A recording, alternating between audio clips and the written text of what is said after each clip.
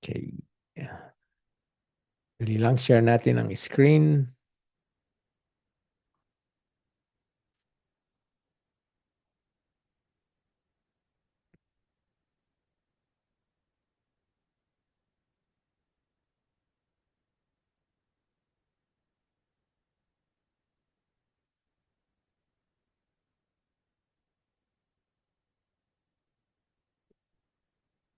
Pambilang, sandali lang po. Lipat lang natin.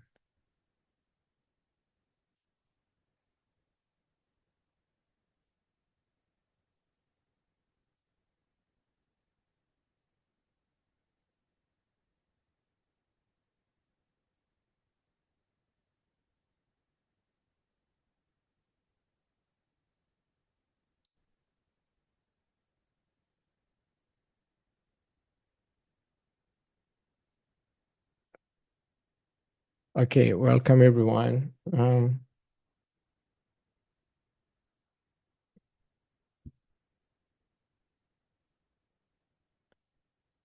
Okay, so pagpatuloy po natin ang first book of John na tuwing Tuesday ay pinapag-aralan natin verse by verse ang lahat po ng itinuturo at sinasabi sa atin.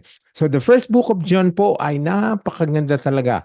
Lahat naman po ng aklat sa Biblia ay kailangan natin at maganda. Pero isa po to talagang ina-address ang ating pong pagiging Kristiyano at kung meron tayo sa ating Panginoon. So maganda pong pag-aralan natin to and I encourage po na in your personal devotions, please read po. Please read the first book of John. Pagkamat natalakay na natin, ganun din po ang gawin nyo. Pag-aralan nyo po, basahin nyo po at meron kayong makukuha pang mga katotohanan, insights at revelation na galing sa ating Panginoon. At ngayong gabi po ay pang 11 parts na po ito ng series of studies from the first book of John. Ngayon po, nasa atin ngayon ang banal na espiritu. The Holy Spirit is in us. So this is what we're the subject of discussion tonight. So last week, napag-aralan natin na meron tayong anointing. Kung natatandaan niyo po, lahat ng Kristiyano na tumanggap kay Kristo ay meron na silang anointing. Meron na silang Holy Spirit. Kasi nga ibinigay na sa atin yon kauna-unahang magandang bagay na ipinangako ng Diyos. Ang lahat po ng tumanggap kay Kristo ay nagkaroon na po ng anointing. Kaya nga, maganda ang sinasabi doon sa First John. Ang sabi, sa verses 20 to 27. Pag-aralan natin ngayong gabi. Lalo na po yung verse 20, na-establish natin itong pinag-aralan natin at nagkaroon tayo ng discussion last week. Lahat tayo ay mayroong anointing. So sa Tagalog po, kayo'y pinahiran ng banal na espiritu. You have the anointing of the Holy Spirit. At nalalaman ninyo ang lahat ng mga bagay. So in other words po, instantly, the moment you've accepted Jesus Christ and you declared your faith in Him sa kanyang mga ginawa, naintindihan nyo ang mga the works of Christ on the cross, naintindihan nyo why He died for you, He was buried, rose again, siya po, nandoon na po, kasama na natin ang Holy Spirit. At yun ay mananatili sa atin. So we're not no longer have to seek another event. So kaya po marami sa atin na nagkaroon ng katuruan noon o mga kultura na namana natin na kailangan pa tayo magkaroon ng baptism of the Holy Spirit, that another event, kailangan ipagdasal para ang Holy Spirit ay pumasok sa atin o manatili sa atin. Ito po ang sinasabi ng malinaw na First John. Kayo'y pinahiran ng banal na espiritu. Hindi sinabing kakaunti, hindi sinabing kapiraso na kailangan pa ng later event na dasalan kayo, patungan ng kamay para magkaroon kayo ng full anointing. Meron na po tayong full anointing. Pinahira na tayo ng banal na espiritu at nalalaman ninyo ang lahat ng mga bagay. Ano po ang ibig sabihin ng nalalaman natin ang lahat ng mga bagay? Hindi po ibig sabihin na wala na tayong dapat pag-aralan. Lahat ng mga tungkol sa Diyos ay alam na natin, ang mga mangyayari, ang mga dapat nating gawin. Hindi po yon. Ang tinutukoy po na nalalaman ninyo ang lahat ng mga bagay ay yung mga ginawa ni Kristo na intindihan na natin ang katotohanan, paano tayo naligtas, bakit kailangan maligtas tayo, at sino ang nagligtas sa atin. At ang pangalawa, alam na natin kung paano talikuran ng kasalanan, kung paano tayo magsisi sa ating mga kasalanan. Yun po ang mga bagay na sinasabing lahat ng mga bagay. At pangatlo po, yung pagkakakilala natin kay Kristo. Ang lahat ng mga katotohanan kay Kristo ay alam na natin kung sino siya, bakit siya dumating, at siya ay ang tunay na tagapagligtas natin. So yun po importanteng malaman natin at nalalaman nyo na at naintindihan nyo na. Ngayon, kung hindi pa, let us know kasi importante po yun eh. Ang pagiging Kristiyano po, itong mga basic na bagay na ito ay kailangan malaman natin. Unang-una po, hindi naman tayo tatanggap kay Kristo na hindi natin siya nakikilala, hindi natin naiintindihan ang kanyang mga ginawa. At kung totoo tayong tumanggap kay Kristo, ang banal na espiritu ay nasa atin. So you are anointed po. We are anointed. I am anointed. So with that truth po, it will help you live pure and holy lives, knowing that the Holy Spirit is in you. Di ba ang ganda pong isipin niyan na merong nagtuturo sa atin ng katotohanan at merong tumutulong sa atin at nagpapaalala sa atin ng gumawa ng tama, mamuhay ng banal. Because God is a holy God, He wants His children to live holy lives. Okay? So konting pag-review ng ating na-establish last week, you and I, every true believer has the Holy Spirit in him or in her, anointed by God. Okay? Now in verse 21 na po, sinasabi naman na sinusulatan ko kayo hindi dahil sa hindi ninyo nalalaman ang katotohanan. Okay, binanggit na naman po ang nalalaman. Ang sinasabi dito, alam ninyo ang lahat. Tapos sinasabi naman sa verse 21, alam ninyo ang katotohanan. So that means emphasizing or stating the same truth. The truth we need to know about Jesus Christ. Hindi po dapat natin tanggapin ang isang tao na hindi natin nakikilala kung sino siya at bakit natin siya kailangan tanggapin. Ngayon, alam natin yon. Kaya ang sabi ni John, alam niyo na ang mga bagay nito pero sinusulatan ko kayo. Kaya ang ibig sabihin, yung mga taong nakikristo na, mga believers na, they are the one receiving further instructions from God. Kasi sila ang lalong gagabayan ng Panginoon. The more we know God, the more He would guide us, the more He would reveal Himself to us. Kaya nga mapalad tayo dahil nakikristo na tayo ngayon and we have the new Spirit, we have the Holy Spirit residing in us. Kaya nga po ang ating pag-aaral ay mas lalong lalalim. Kasi i-reveal na sa atin lalong-lalo na ng banal na Espiritu. Ang sabi, we are anointed and we should know everything we need to know. How to live holy lives, how we establish our relationship with God at kung saan tayo patungo. Okay? Nalalaman ninyo na walang kasinungalingan na nagmumula sa katotohanan. Ito po ang pangalawang reason bakit sinabi ni John na although alam nyo na ang mga bagay na ito, ay sinusulatan ko kayo. Sa anong dahilan?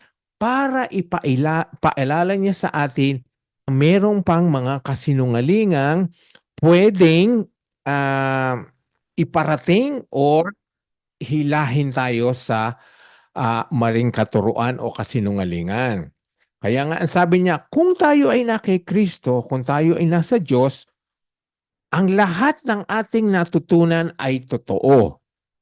At walang mga kasinungalingang tayong nabasa, natutunan, nakuha sa Biblia. Yan po ang maganda sa atin. Ang Biblia po, the Scripture, is the source of every truth na kailangan nating malaman sa ating Panginoon.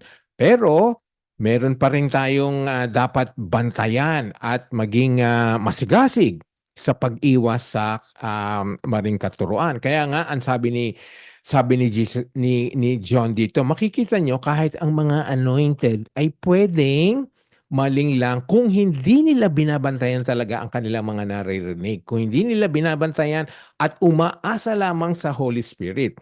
Kaya nga po in everything, we ask the Holy Spirit to guide us, to lead us, maging sa ating mga binabasa, sa ating pong mga naririnig. Kasi ang sabi dito, may mga kasinungalingan pang kumakalat dyan. Kung itutuloy natin sa verse 22, ang sabi, at sino ba ang sinungaling? Ang taong nagsasabing hindi si Jesus ang Kristo, siya ang Antikristo.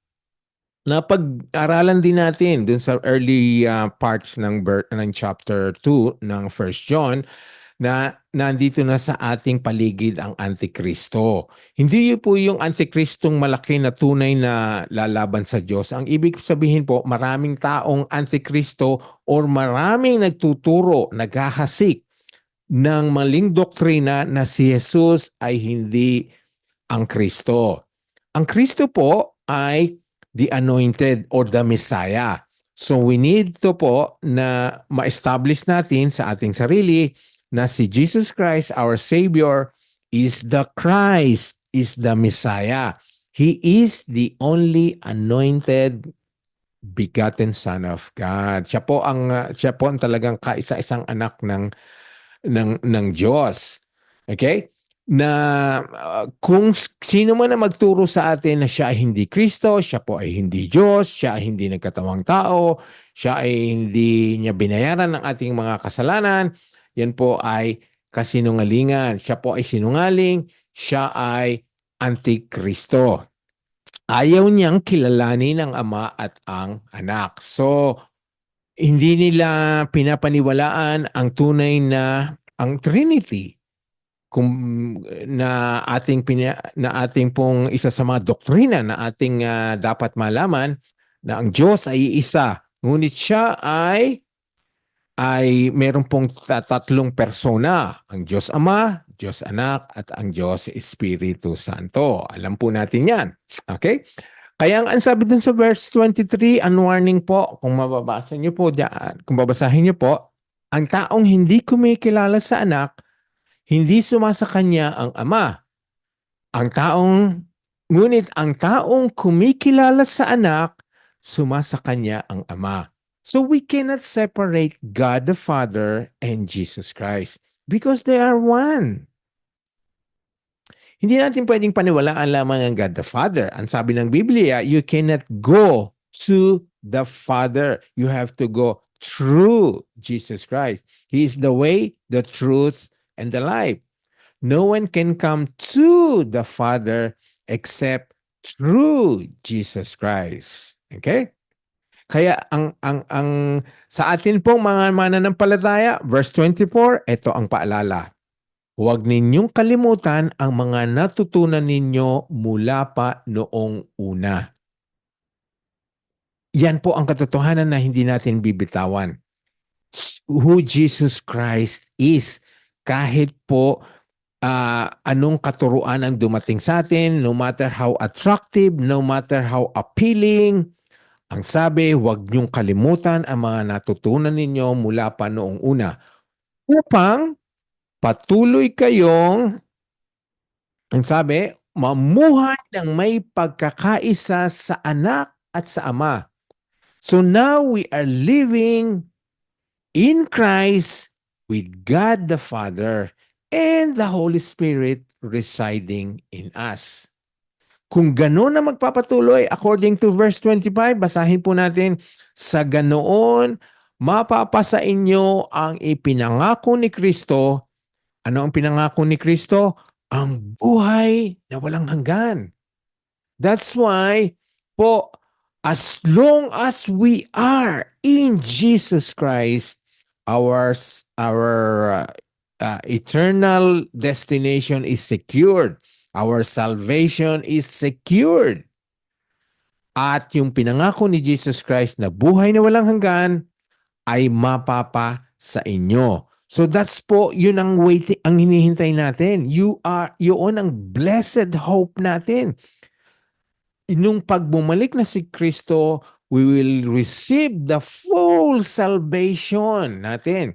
Ngayon po, tayo ay ligtas na, may bagong puso, may bagong espiritu, pero ang ating katawan needing the full glorification. Kaya nga ngayon, kahit Kristiyano tayo, alam nyo naman, nagkakasakit pa tayo, nanghihina tayo, tumatanda tayo, at mamamatay pa rin tayo.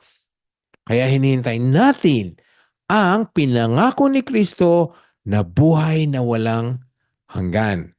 Okay? Ngayon, yung verse 26 po, basahin natin. Isinusulat ko sa inyo ang tungkol sa mga taong nanliling lang sa inyo. That's why John is saying, watch out for the Antichrist o yung mga nagtuturo ng maling katuruan kay Hesukristo. Okay? So marami pong nagsasabi sa atin na wag na nating atakihin ang mga false teachers o mga false prophets. Wag na natin silang i-expose. Manatili na lang tayo sa ating pananampalataya. Manatili na lang tayo sa ating relationship sa Panginoon. Bayaan na natin sila. Wag na natin silang pakialaman. Ngayon, ang sinasabi dito sa verse 26, kung mapapansin niyo po, John is saying, sinusulatan ko kayo tungkol sa mga taong nanliling lang sa inyo. He is exposing those who are teaching the wrong doctrines, who are teaching the wrong Christ. So, bagamat wala siyang binanggit ditong mga pangalan, he is saying to us, kailangan natin ma-point, mapili, makilala, malaman ang mga taong nagtuturo ng maling doktrina, the false teachers and the false prophets. Kasi kung hindi natin gagawin yon, maraming manlilinlang, maraming maaakay, maraming maliligaw. Okay? So it's not wrong to call out false teachers, false prophets. Kaya nga po, marami yung ginagawa ngayon, kahit banggitin ang pangalan, ay ipakita ang mga litrato, ipakita ang mga katuruan, kasi yan po ang nararapat para maiwasan natin na ang ating mga kapatiran, ang mga mahihina kay Kristo ay maligaw din na kagaya nung iba. Yan po ay hindi unbiblical. It's not hatred. It's not unloving. Yes, we should be praying for them. But at the same times, there are times and opportunities we expose who are antichrist, who are teaching things against Jesus Christ, our Lord and Savior, our God. Okay? Kaya nga, ingatan natin ang mga bagay na yan. Hindi, yan po ay dumarating sa atin kung kailangan natin sabihin, kung kailangan natin warningan. So there are opportunities po, every now and then, we are posting things po na dapat iwasan, huwag pakinggan, do not follow, do not watch, do not entertain, do not buy their products, do not sing their songs, do not buy their books. Yun po ay mga bagay na kailangan nating gabayan ang ating sarili at ang ating mga kapatid. Kasi nga po, maraming sinungaling, maraming antikristo sa ating paligid. na mukha namang talagang spiritual. Makikita natin na minsan ang magiging basehan natin na sila ay talagang makadiyos ay ang kanilang malalaking ministry, malalaking churches, mga mga bagay na nakikita natin sa lahat sa social media, sa television. Pero hindi po 'yon ang batasan, ang batayan kung ang isang tao ay tunay na alagad ng Diyos, na ang tinuturo niya ay tama. So isa po yung paalala sa inyo, sa akin, pinapaalala po ng Biblia, pinapaalala rin ni John na maraming antikristong naghahasik ng kasinungalingan na kailangang iwasan natin at tulungan natin ng iba na wag madaya. Okay? Verse 27 po. Kung tungkol naman sa inyo, ito, tayo na naman po ina-address at binapaalalahanan at binibigyan ng magandang katotohanan na tandaan natin at ilagay natin sa puso natin. Ang sabi dito, tungkol naman sa inyo, ang banal na espiritu na tinanggap ninyo kay Kristo ay nananatili sa inyo. Ayun naman po, isang patotoo na nasa atin na ang Holy Spirit. Kaya nga po, anointed na tayo eh. Kaya hindi na kailangan turuan pa kayo ng iba. Okay? Now, this is not teaching that you should no longer need any Bible teachers or preachers, na hindi na tayo kailangan pang turuan ng mga Biblia, hindi na tayo kailangan umatin pa ng Bible studies.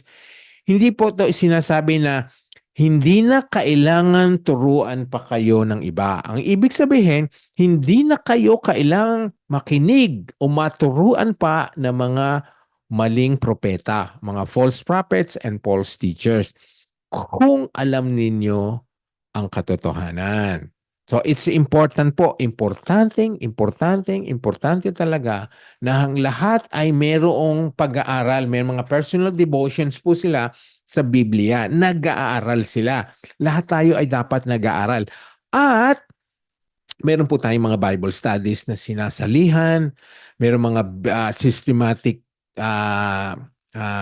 teachings tayo na kung kaya natin ay magkaroon tayo, mag-enroll tayo. Kung hindi naman, kaya nga po may mga Bible studies tayo na pwede nating salihan sapagkat doon itinuturo ang tamang systematic studies of God's Word. Kaya nga I encourage everyone po, everyone na nandito ngayon, bagamat ang iba natin ay kasama ngayon dito ay sa iba't ibang churches, na lahat po tayo ay dapat merong Bible study groups.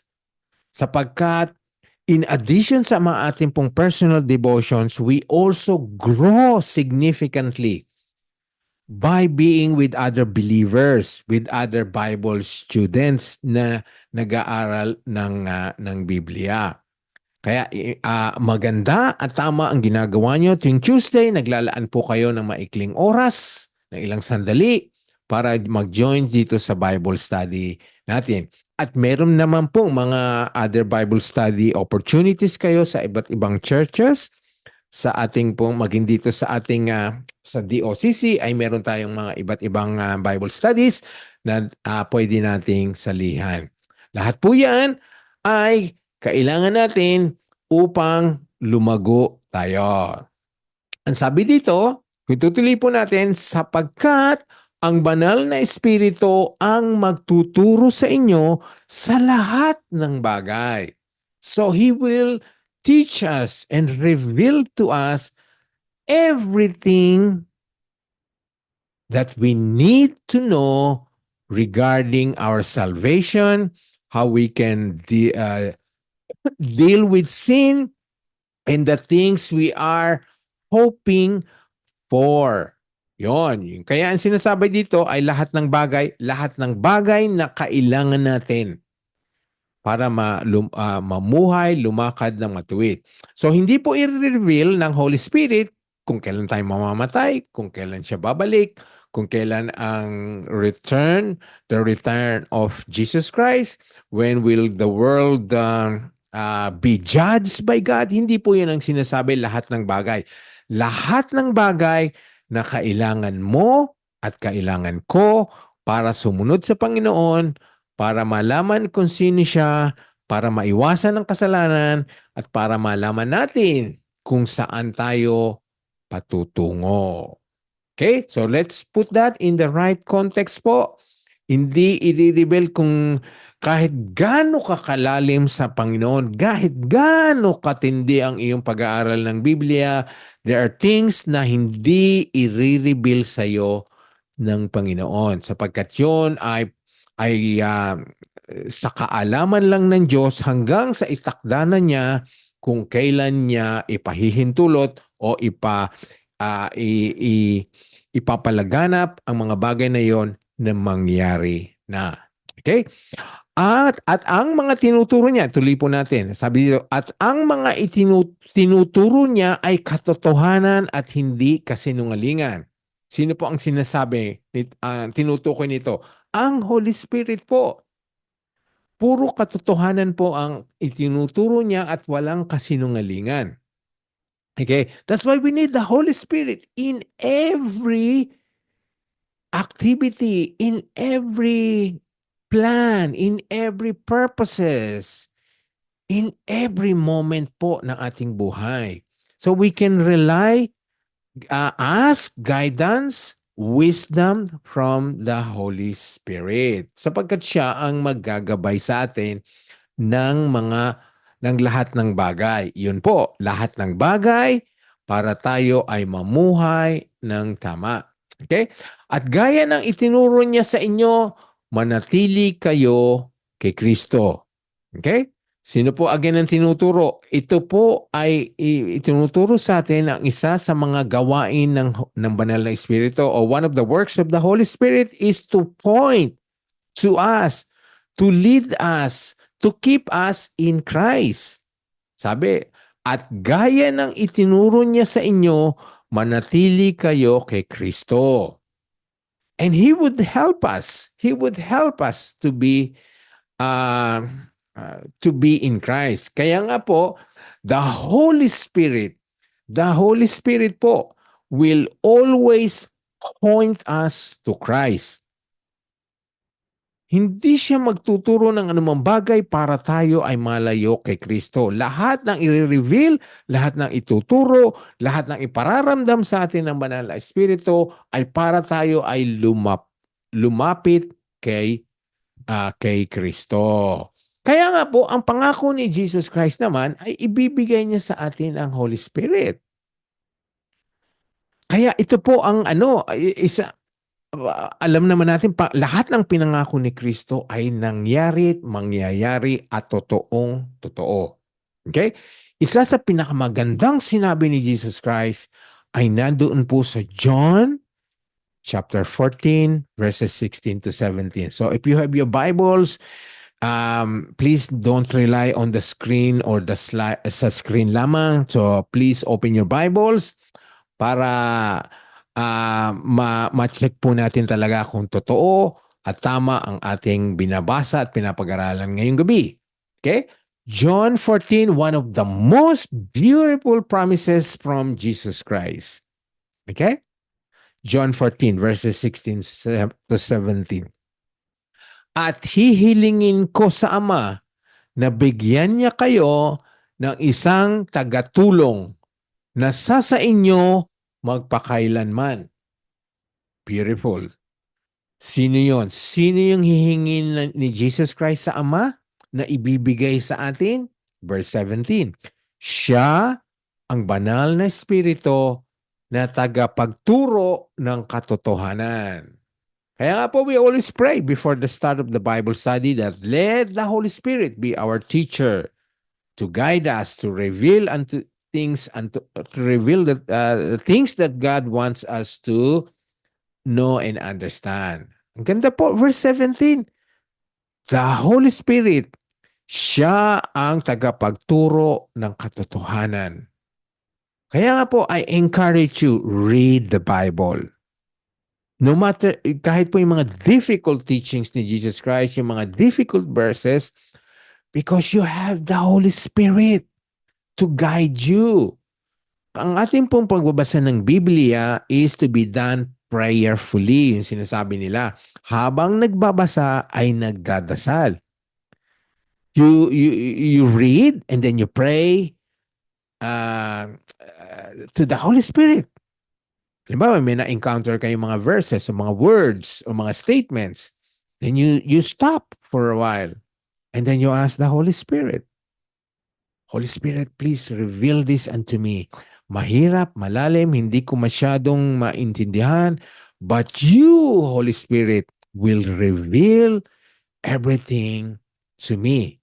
Siya ang banal na espiritu na tagapagturo ng katotohanan. So I encourage po inyo, you read the Bible, but do it prayerfully. At the same time, praying for the Holy Spirit, praying to the Holy Spirit to guide you and to reveal things unto you. Hindi siya matanggap ng mga taong makamundo dahil hindi siya nakikita o nakikilala ng mga tao. Pero kilala niyo siya dahil kasama niyo siya at sa inyo magpakailanman. The Holy Spirit will always be with us even in the moment of our weakness. Yung mga nadadapa tayo, na nagiging disobedient tayo, gumagawa tayo ng hindi tama, the Holy Spirit will remain in us. Hindi siya aalis. Ang mangyayari lang po, we are grieving Him. Nagiging napapalungkot natin siya, nagiging nagdadalamhati siya sa mga ginagawa natin, sinasabi natin, pinapanood natin, pinupuntahan natin, ginagawa natin. Kasi ito po ang sinasabi. Kung ikaw ay tunay na Kristiyano, you will receive the Holy Spirit. And the Holy Spirit will remain in you. Kilala niyo siya dahil kasama niyo siya at sa inyo magpakailanman. So that's the promise from Jesus Christ. Hihilingin daw niya sa Ama. Alam naman natin na anumang hilingin ni Jesus Christ sa Ama ay ibibigay. Ibibigay ng Diyos Ama sa atin. Ngayon, kailan naman bagamat nasa atin ang Holy Spirit ngayon, pero kailan ba nangyari talaga na ang Holy Spirit ay ang ating kasama na ngayon bagamat hindi natin siya nakikita? Kailan po yun nangyari o kailan nag-umpisa? Nandoon po yan sa John chapter 14 verse 26. If you turn your Bibles, John 14:26. Ang sabi, pero kapag nakaalis na ako, ang tagatulong na walang iba kundi ang banal na espiritu ang ipapdadala ng Ama bilang kapalit ko. So, the Holy Spirit has begun His work in us noong umakyat na si Jesus Christ sa langit. Yan po, malinaw. Kapag nakaalis na ako sa mundong ito, although Jesus Christ is with us in spirit, ang sabi dito, ang tagatulong na walang iba kundi ang banal na espiritu ang ipadadala ng Ama bilang kapalit ko. So that's why the Holy Spirit is with us, in us. And He is always reminding us about Jesus Christ. Sabi dito, siya ang magtuturo sa inyo ng lahat ng bagay at magpapaalala sa inyo ng lahat ng mga sinabi ko sa inyo. Again, it's the work of the Holy Spirit to remind us, to point us to Jesus Christ, and to teach us everything that Jesus Christ has taught us. Lahat ng tinuro daw ni Jesus Christ. So lahat ng nakasulat na sa Biblia, mababasa natin yon at ang Holy Spirit ang magpapaalala sa atin at magtuturo sa atin. How beautiful is that? Makikita niyo po ang works of God the Father and Jesus Christ and the Holy Spirit available sa mga mananampalataya na katulad mo at katulad ko. Okay? So, kung hindi natin nalalaman yung maaring hindi natin nalaman itong mga bagay na ito, but now we are reading this and we are hearing this and this is being explained now. Maaring ang iba ay narinig na ito at again, na-emphasize ngayon. Yan po ay ang isa sa mga magagandang bagay na nakukuha natin kung nagkasali tayo, sumasali tayo sa mga Bible studies. Importante po yan. Importante. So how can the Holy Spirit reveal things unto us? Doon po sa pamamagitan po ng Scripture. Sa pamamagitan ng Scripture niya ibibigay ang mga bagay na dapat nating matutunan, and He would cause our eyes to see, to understand. Kaya po, we cannot have any Bible studies without the Holy Spirit, without praying for the Holy Spirit to guide us, to lead us, to teach us. Okay? So, pag umalik si Jesus Christ, which we already know, Jesus Christ has already ascended to heaven, sitting on the throne of God, ruling from heaven, at the Holy Spirit is now working among believers, among the children of God. At hindi lang yun, nasa atin pa. Inside us. Okay? So, He would continue to reveal things unto us. Ganon din po ang sinabi sa John 16, verse 13. Pero pagdating ng banal na Espiritu na siyang tagapagturo ng katotohanan, tutulungan niya kayo para maintindihan ninyo ang lahat ng katotohanan. This is what I'm saying po.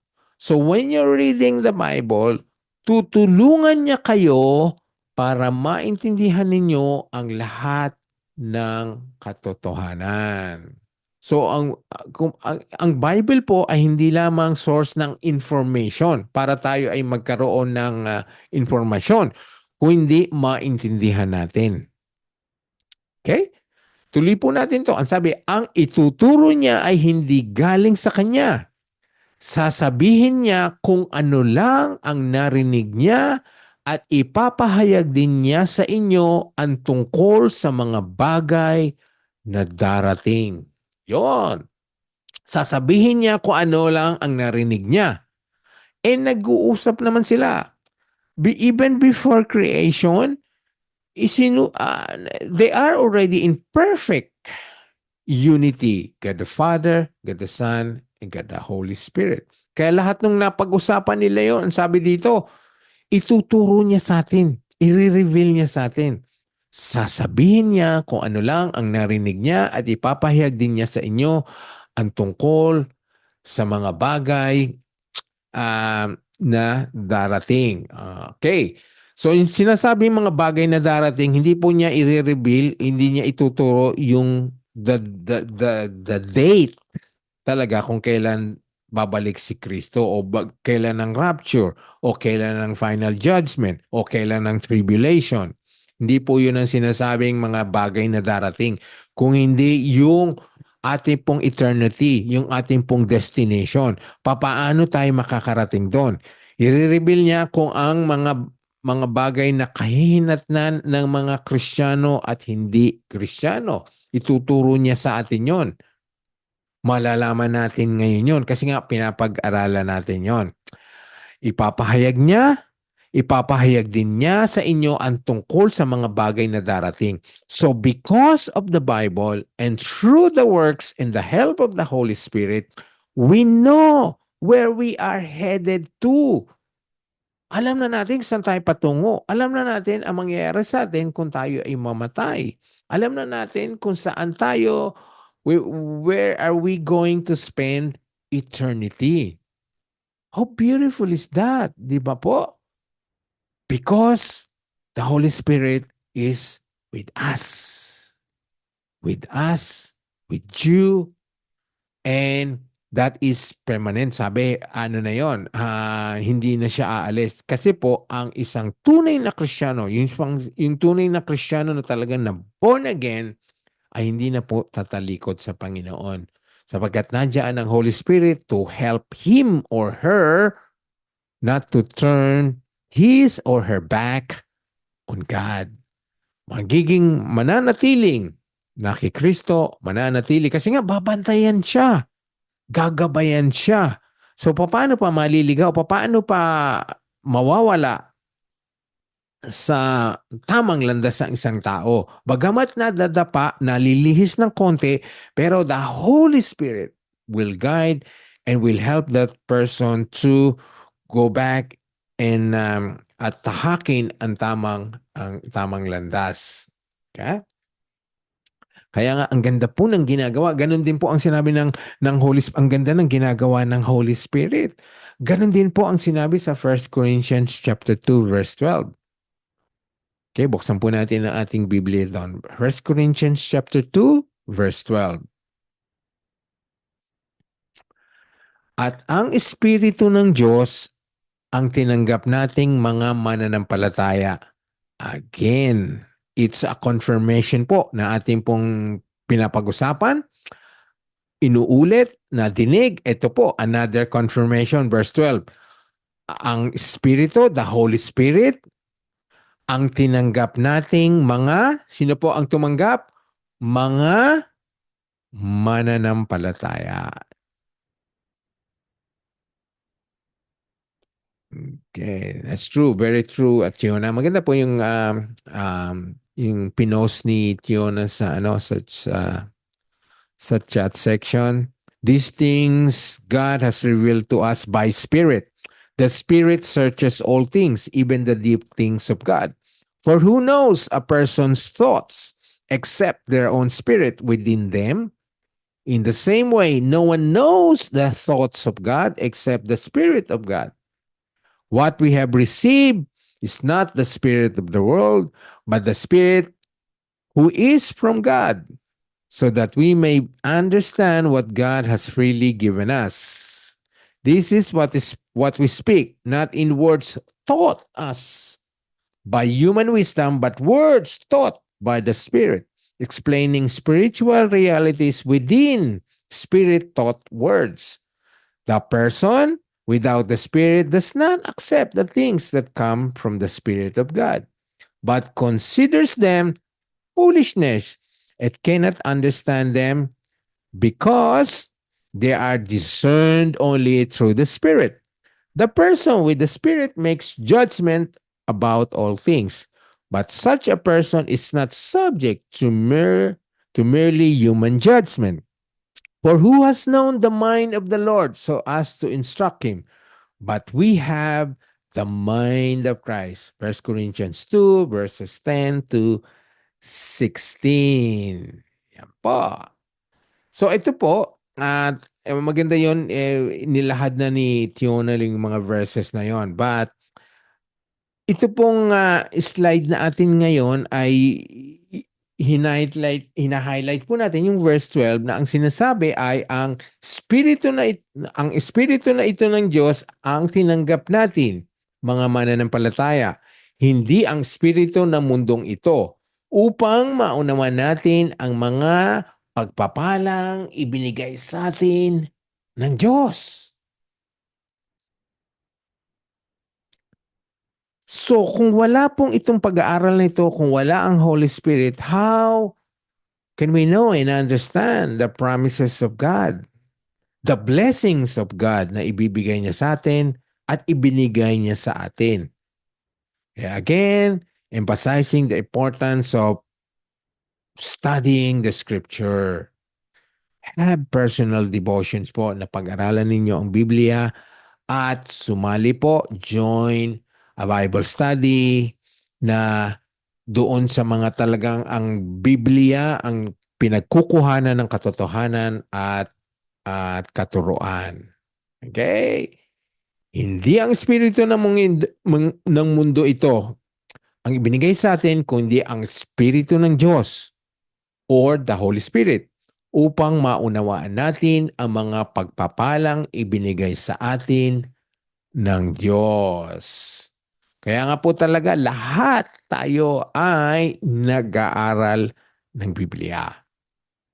So, mga bagong Kristiyano, mga matatagal ng Kristiyano, doon sa mga nasa ministry, doon nasa worship, doon sa nasa Sunday school, no, nandun sa teaching ministry, nasa help ministry, nasa men's ministry, women's ministry, lahat po yan ay dapat nag-aaral ng Biblia.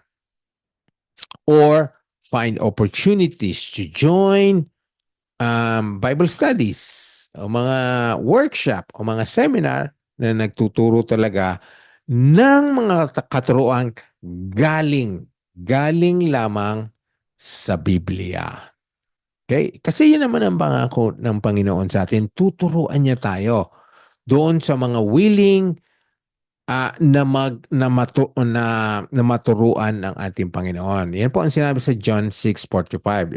If you will turn your Bible, John 6:45. Ang sabi, nasusulat sa mga propeta at tuturuan silang lahat ng Diyos. Ang bawat nakarinig at natuto sa Ama ay lumalapit sa akin. Sino ang nagsasalita po? Si Jesus Christ. Jesus Christ is telling us that the God the Father will teach us, will reveal things unto us. And God the Father will teach us, will lead us to Christ. So makita niyo po, the Father is leading everyone, drawing everyone to Christ. The Holy Spirit is leading everyone, drawing everyone to Christ. What a perfect unity po. Perfect works po ng Trinity. So again po, so you have the Holy Spirit, we have the Holy Spirit, you have the Scripture, you have the Bible, you have the church, you have your brothers and sisters. So papaano pa tayo manghihina? Papaano pa tayo maliligaw? Papaano pa tayo malululun muli sa kasalanan kung mga bagay na ito ay available na sa atin? So again po, let's review 1 John 2:27. Ang banal na espiritu na tinanggap ninyo kay Kristo ay mananatili sa inyo. Kaya hindi na kailangan turuan pa kayo ng iba. Hindi na kayo kailangan maturuan pa ng maling katuruan ng ibang maling mga propeta, mga antikristo. Again, tuloy po natin, sapagkat ang banal na espiritu ang magtuturo sa inyo sa lahat ng bagay. Lahat po ng bagay. At ang mga ituturo niya ay katotohanan at hindi kasinungalingan. Ano yung lahat ng bagay na ituturo niya? Na manatili kayo kay Kristo. How beautiful are the works of the Holy Spirit. Okay, we will stop there. Give everyone the opportunity to ask question kung meron po kayong gustong itanong sa ating pong napag-aralan ngayong gabi. Na kaya po ang ganda ng ating position. We are a new creation in Christ. We have Christ, our Savior. We have God the Father guiding us. And we have the Holy Spirit revealing things unto us. Everything that we need to know so that we can live righteously, live holy lives, and live in purity as we wait for the eternal return, for the return of our Savior and God, Jesus Christ. Okay po, anyone who has a question or anything to add regarding the subject we have tonight? The Holy Spirit is in you. Ang banal na espiritu ay sumasa inyo. Pastor, good evening po. Yes, Renilda. Ano lang po, Pastor, meron lang po akong yung testimony lang po ito. Sure. Kasi po, dati po kasi yung time po na hindi pa ho ako masyadong ano po sa salita ng Diyos na hindi ko pa po siya masyadong naiintindihan sa tuwing po nagbabasa po ako ng salita ng Diyos. Nung time po kasi mayroon pong pinapagawa sa amin ng pastor namin. Sabi maghahanap daw po kami ng tatlong verse sa Bible, tapos pag-aaralan daw namin kasi ano daw namin po ano yung ibig sabihin nun. Nung time na yun, nakahanap na po ako sa Bible ng 2 verse. Then, nung time, pumunta po ako ng computeran kasi wala pa ho akong cellphone nung time na yun eh. Tapos, nag-computer po ako. May na-flash lang po sa computer yung verse na Isaiah 9:6. Sabi ko, baka ito. Sabi ko, inisip ko, isama ko to doon sa pag-aaralan ko, yung Isaiah 9:6. Di umuwi po ako ng bahay. Sabi kasi tinawag po ako, may tumawag po sa akin na kapitbahay namin. Nininervyos po ako kasi meron pong nangyari sa anak ko nung time na yon. May nangyari po sa anak ko nung time na yun eh. Yes, sabi nung mga tawag ka doon. Sabi ko, Lord, ano kayang ibig sabihin ng mga salitang nakuha ko? Hindi ko naman maintindihan. Tapos sabi ko, umuwi po muna ako ng bahay. Tapos sabi ko, minimemorize ko po yung 3 verse na yon. Sabi ko, yung 2 verse tsaka yung Isaiah 9:6. Nung dumating po ako sa Bible, pag open ko po ng Bible, hindi na sumagi sa isip ko yung 2 verse. Ang naano na lang po na verse na ano po sa isip ko is Isaiah 9:6. Sabi ko, Lord, ano bang ibig sabihin nitong Isaiah 9:6? Di ko maintindihan. Sabi ko, binasa ko na po siya yung, for a child will born to us, as a son will be given to us, and the government will rest on his shoulder, and his name will be called Wonderful Counselor, Mighty God, Eternal Father, Prince of Peace. Sabi doon, sabi ko, Lord, ano pong ibig sabihin to? Hindi nag-pray ako, Lord, tulungan mo ako. Sabi ko, hindi ko po maintindihan to. Holy Spirit, sabi ko, ganun. Tapos may tumawag sa amin na kapitbahay. Sabi niya, tinatok ako. Yung anak mo, may ginawang kasalanan sa labas. Sabi ko, ha? Ano yun? Sabi niya, nakatumba daw ng motor yung anak ko. Tapos galit na galit daw yung may-ari ng motor. Dahil gawa ng nasira nga daw yung motor niya sa gilid. Kaya inupuan kasi ng anak ko, tapos natumba. Bago muna ako umalis ng bahay, nag-pray muna ako, Lord, tulungan mo ako. Binasa ko yung salita niya, you are the Prince of Peace. Sabi ko, hindi ko po maintindihan kung ano po yung ibig sabihin nito. Nung pagpunta ko po doon sabi ko, nag-pray muna ako kasi syempre sa nervous ko, hindi ko naman alam kung sabi nung kapitbahay, galit na galit daw yung may-ari ng motor. Di pagpunta ko po doon, sabi ko, Kuya, magandang hapon po. Ay, magandang gabi po. Sabi ko, ako po yung anak na nakatumba ng motor mo. Sabi ko, Kuya, meron po, nanghingi ako ng sorry. Nanghingi ako ng sorry, Kuya, sorry po. Hindi, kung meron, ang nervous ko po, Pastor, siyempre galit na galit siya. Meron talaga siyang ano sa amin na babayaran namin. Siyempre, nasira ng anak ko yung motor niya.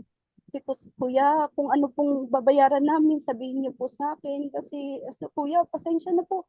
Biglang gumanon, nagulat ako, Pastor, biglang gumanon yung lalaki, ha? Ikaw ba yung anak ng nakasira ng motor? Sabi ko, ay, huwag ka na pong mag-alala. Sabi niya, oo, may nasira nga sa motor ko, pero kunti lang to, kaya ko na ipagawa to. Huwag ka nang nervyusin at huwag mong papaluin ng anak mo dahil okay na sa akin, ako na lang bahala mag-ayos. Ako, grabe yung iyan. Sabi ko, Lord, ito na ba yung ibig sabihin mo doon sa salitang Isaiah 9:6 na sinabi mo, Lord, parang ano ko talaga, Pastor, sabi ko, Lord, parang tinulungan niya ako na nireveal niya yung salita na gusto kong pag-aaralan. Parang pinaranas niya sa akin kung anong ibig sabihin ng salitang yun, yung Isaiah 9:6. Yun, nung umuwi ako, grabe ang pray ko sa ito, Lord. Thank you so much. At ito na yung verse na gagawin kong pag-aaralan kong salita. Alam na alam ko kung ano ang ibig mong sabihin dito dahil pinaranas mo sa akin yung salitang Prince, the Prince of Peace. Ayun po, Pastor, nagpapasalamat po ako kasi si Lord kasi hindi po talaga siya yung pag hindi mo alam yung salita niya, siyempre maraming mga makakapakinig o makikinggan mo or kung nag-google ka man sa Google, makikita mo may mga ibig sabihin na mali, wrong doctrine, mali, wrong yan, ganun. ang Lord talaga kapag hindi mo talaga siya maintindihan, meron siyang ano na ipaparanas niya sa'yo kung ano yung ibig yung salitang yun. Kaya thank you so much dahil kapag once na lumapit ka sa Lord at humingi ka sa Kanya ng gabay, kapag nag-aaral ka ng salita, Holy Spirit, guide ka ng Holy Spirit na maintindihan mo yung salitang yun. Ipapaintindi niya sa iyo. Kaya yun, nung time na yun, ako ito na yung salitang gagamitin ko na ipe-present ko doon na tatlong salitang yun, na Isaiah 9:6 lang yung pinaalala sa akin, ito lang yung salita ko yung ko doon kay Pastor. Ayun po, thank you sa Lord dahil minsan kapag once hindi natin alam ng salita niya, tawag lang tayo sa Kanya dahil papaalam niya yun sa iyo, tutulungan ka ng Holy Spirit. Ayun po, Pastor, yan lang po yung testimony ko about dito. Thank you so Beautiful. much. It's beautiful. And the other thing, again, Renilda, na talagang nakatulong sa'yo is nung bago ka lumabas ng bahay ay nag-pray ka. Yes, yung the scripture ay talagang nag-reveal na he's the Prince of Peace, na dumalo yung kapayapaan sa sitwasyon na yon, na dapat naging mainit ang ulo, nagkaroon ng away, pagtatalo. Pero ang ganda ng naging resulta. Kaya nga yung magandang example yung yun ang nag-highlight sa akin. Aside from the scripture, Isaiah 9:6 yung nagdasal muna si Renilda bago lumabas. And I'm not saying po na lahat ng dasal natin sa sitwasyon na yon ay ipagkakaloob sa atin ng Panginoon. Pero isang example po yon na napakaganda ng kilos ng Panginoon, na naging mapayapa ang sitwasyon, na hindi na nga naningil, no? Hindi na naningil, siya na ang umako ng magbabayad ng kung anumang pinsala ang ang natamo nung ano niya, nung motor niya. Salamat sa pag-share niyan, Renilda. Yung mga bagay nga na yon, na ang lahat po ng scripture talaga ay ibinibigay sa atin ng Panginoon at magagamit natin na aangkop sa sitwasyon. So yung part po ng Isaiah 9:6 ang tumimo sa isipan ni Renilda, na kahit yung mainit na sitwasyon, He is our Prince of Peace. Bagamat malawak ang kahulugan talaga ng Prince of Peace, kahit po yung maliit yung sitwasyon na yon na nangyari sa buhay ni Renilda, ay nakita natin na siya rin ang paghuhugutan natin ng kapayapaan. Maging maliit, maging mga bagay na naganap dito sa ating mundo, bagamat si Kristo ang tunay talaga nating kapayapaan, na magiging siya lamang ang maglalaganap at siya lamang ang magpapatupad nito sa buong mundo. He's our Prince of Peace. So thank you to Jesus Christ for being our Prince of Peace, na talagang idineklarara na doon pa lang sa Old Testament, Isaiah 9:6. Thank you, Renilda, for sharing that. So again, everyone po, any question or any addition or any praise report na share niyo po sa grupo bago tayo magtapos? Okay. Salamat naman po sa katahimikan ay nag-express po ng lahat ay malinaw ngayong gabi. And thank you for bearing with us. At mapag-aralan natin ang 11th part po ng ating series of studies on the first book of John. So again po, I leave with you that message po na the Holy Spirit is in you. Ang banal na Espiritu ay nasa inyo. Ay, Pastor, pwede bang sandali lang? Hindi kasi ako sige, June. Yeah. Kay Ate Renilda, tama po yung sinabi ni Pastor, maganda pong mensahe po yung nabasa niyong verse sa Bible. Pero ang advice ko lang po talagang yung katulad din ng encouragement ni Pastor, maging regular po yung pagbabasa natin ng Bible para mas maintindihan natin tsaka malaman natin. Sabi ni Pastor, mahalalin po pa rin po talaga yung pakahulugan nun nung verse na yon sa Isaiah. Kaya siguro atin nila kung sisimulan mong magbasa ng Bible, gawin mo talaga na yung hindi siya one verse lang, siguro maganda pag-aralan natin lahat ng sinusulat before and after ng verse, yung istorya, ano bang nangyari ng panahon na yon para mas lalo natin maintindihan. Na hindi po natin bigla na lang pupulutin or ano. Pero maganda po yung mensahe na God is talagang Prince of Peace. Siya po yung may kapayapaan, pero yung kapayapaan na talagang tinutukoy doon may mas malalim pa talagang pakahulugan. Yeah. O yun lang po, at gawin natin na yung pag-aaral po ng Bible ay seryoso. Katulad po ng ginagawa natin ngayon dito every Tuesday. At mas higit po pag tayo pong ay nagkakaroon ng sarili nating oras sa pag-aaral ng Biblia. Pagbabasa, katulad yung topic natin dito, Banal na Espiritu, siya po yung ating greatest teacher. Siya po yung magtuturo sa atin. Kung hindi natin maintindihan na sinasabi, siya po ang magtuturo.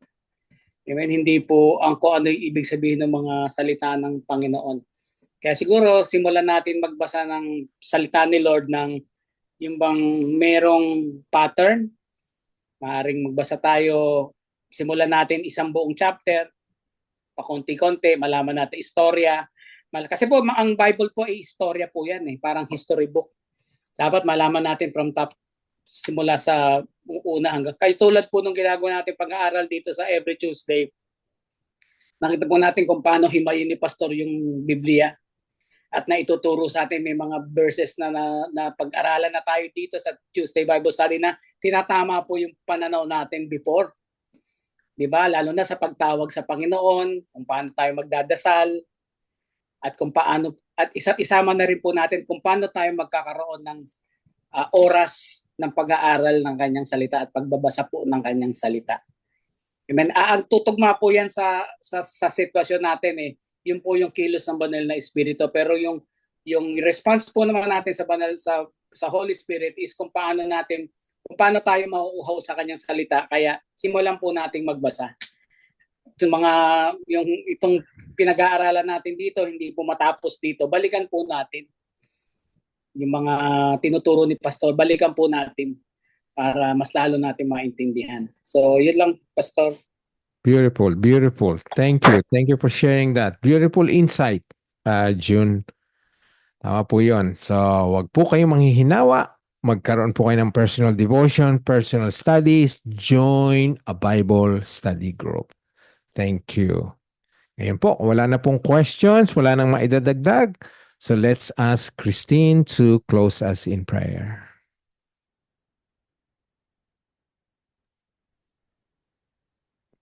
Good evening po. Let us pray, brothers and sisters. Lord Father God, we praise and honor you as we study your word tonight. Thank you, Lord, for sa gabing ito that we were able to learn the book of John and dwell into your words with the help of the Holy Spirit. Father God, we ask for your forgiveness for all the sins that we have done, for the confessed and unconfessed sins. Help us, O God, that the Holy Spirit will cause our eyes to see the wrongdoings and earthly things that we should rebuke and turn our back against it. May we live in purity while we wait for the coming of Jesus Christ. As we read our Bible tonight, Panginoon, at sa aming mga devotions, and continue to dwell into your words, may your Holy Spirit remain in us, that we may continue to look and understand deeper into the scriptures. Really, Lord, may we apply all these teachings into our lives. Thank you, O Lord, for all your blessings, your mercy, your love, and your grace. Thank you, Father God, for always reminding us to live more as Christ-like through your word. Thank you, Lord, for Pastor Noel, in giving him wisdom and strength as he faithfully leading this Bible study every Tuesday. Panginoon, alam niyo po, Panginoon, ang aming mga pangangailangan, hindi man po nasasanggit ang aming mga bibig, but we faithfully know that you know the desires of our heart. Equip us, O Lord, with the provisions that we needed, Panginoon, for our church DOCC, so that we may continue to serve others and use it for your glory. Help us, O Lord, to remain faithful to you and for all fellow believers to continue deepen our relationship with you, to continue serving you and to spread the gospel. Thank you, Father God, for today.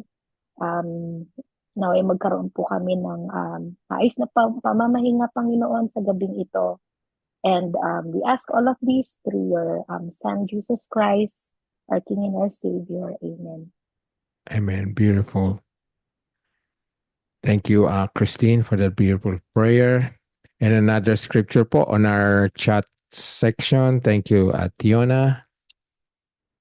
For the Spirit God gave us does not make us timid, but gave us power, love, and self-discipline. 2 Timothy chapter 1, verse 7. Thank you. So before we end, thank you for sharing that, Tiona. Beautiful verse. Let's all recite this with conviction, our benediction po. May the God of hope fill you with all joy and peace as you trust in Him, so that you may overflow with hope by the power of the Holy Spirit. The Lord will keep you from all evil. He will keep your life. The Lord will keep your going out and your coming in, from this time forth and forevermore. May the God of endurance and encouragement grant you to live in such harmony with one another, in accord with Christ Jesus, that together you may with one voice glorify the God and Father of our Lord Jesus Christ. Thank you, everyone. May you have a good rest, ready for another day tomorrow. But for now, for those who are willing, let's turn our cameras so we can have group photos. Thank you, our Adeline, for the prayers. June, thank you for the worship. Thank you, Renilda, for sharing that, the praise report. Thank you, Tiona, for sharing those verses. Thank you, Christine, for the prayers.